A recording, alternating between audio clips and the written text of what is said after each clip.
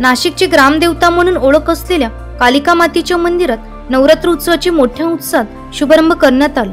विश्वस्तांच्या हस्ते पूजन, घटस्थापना व ध्वजारोहण करण्यात येऊन नवरात्र उत्सवास प्रारंभ करण्यात आला। याबाबत कालिका माता मंदिर संस्थान अध्यक्ष केशव अण्णा पाटील यांनी माहिती दिली। सर्व भाविकांना नवरात्रीच्या हार्दिक शुभेच्छा देतो। आज पहाटेपासून सकाळी 3 वाजता काकड आरती होऊन यात्रेला सुरुवात झालेली आहे।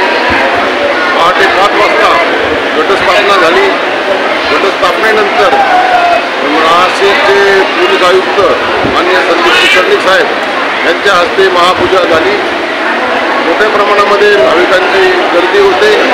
महिला भाविक मोठ्या प्रमाणामध्ये इथं दर्शनासाठी आलेले आहेत। मंदिर परिसर अत्यंत सुसज्ज असा आम्ही सजवलेला आहे। या परिसरामध्ये पूर्ण दोन्ही बाजूला येण्या जाण्याचा जो मार्ग आहे तो मंडप टाकून आच्छादित करण्यात आलेला आहे। इथं बॅरिकेडिंग टाकून महिला पुरुष वेगवेगळ्या रांगामध्ये केलेल्या आहेत।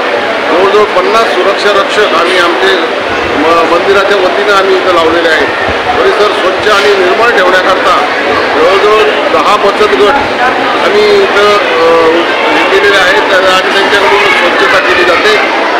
परिसर स्वच्छ आणि सुंदर राहण्याकरता आम्हाला तुम्ही सहकार्य करावं, भाविकांनी सहकार्य करावं आणि यात्रा अत्यंत शांततेने पार पाडण्याकरता आपण सहकार्य करायला अशी मी आपल्याकडून अपेक्षा व्यक्त करतो। जय हिंद, जय महाराष्ट्र, जय कालिका माता।